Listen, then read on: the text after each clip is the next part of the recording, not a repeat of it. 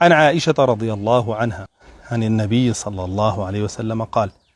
ما من عبد يقول حين يرد الله إليه روحه: لا إله إلا الله وحده لا شريك له، له الملك وله الحمد وهو على كل شيء قدير، إلا غفر الله له ذنوبه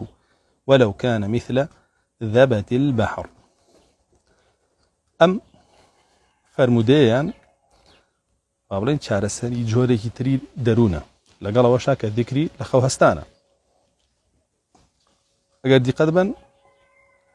سەرەتای فەرمودەکە کێ هێناوە؟ ئەبول عوروبەی هێناوە، یەکێ لە گەورە محەدیثەکان کاویشێکە لە مامۆساکانی ئیمامی ئیبن سونی. فەرمێ عائشە خاتون رسول الله صلى الله عليه وسلم فەرموویەتی: هەر عەبدێک کە الله جل جلاله ڕۆحی بۆ ئەگێڕێتەوە خەبەریە بێتەوە لە خەو هەڵەستێ، أم ذكرى أخواني الله لا إله إلا الله وحده لا شريك له، له الملك وله الحمد وهو على كل شيء قدير، إلا الله جل جلاله لتوانا كان يخوش بيه قربيته وكو كفي دري عجبه. طبعا أم ذكرى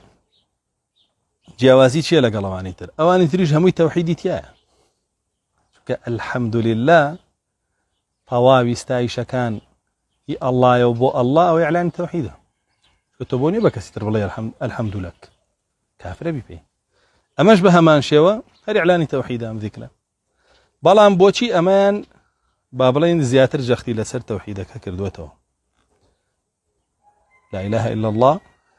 إيش برسلك بحق نية برسلة تنها الله نبي وحده لا شريك لك له توكيده. هل لا إله إلا الله جاري كتر وحده ما شاء وإلا الله كيا إثباتك بيش خستوه، لا شريك له أو نفيك دوا خستوه، لا إله إلا الله نفيك بيش كوتو إثباتك دوا كوتو، وحده لا شريك له إثباتك بيش كوتو نفيك دوا كوتو،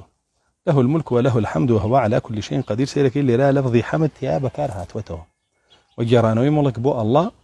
ودا صلاتي جيرانوي بمطلقي بو الله جل جلاله على كل شيء قدير. فرمي الله جل جلاله تانا كان يخش بيقر وكفي دريابه. أم ذكرى عادة شار سرب ودروني كسيك كشيء هي لتوحيده يدر كشكي أجر نواقض به وأجر نواقص به، يعني نزيق بو بيته ولا هالوشان دنوا ياخذ نزيق به لنقصان بونوا هر كامي كان به خويندني أم ذكرى بدل كاتك كخبر يا بيته هوي علاج شار سربو توحيدك يو وابوشه ويش لا الله جل جلاله تانا كان يخوش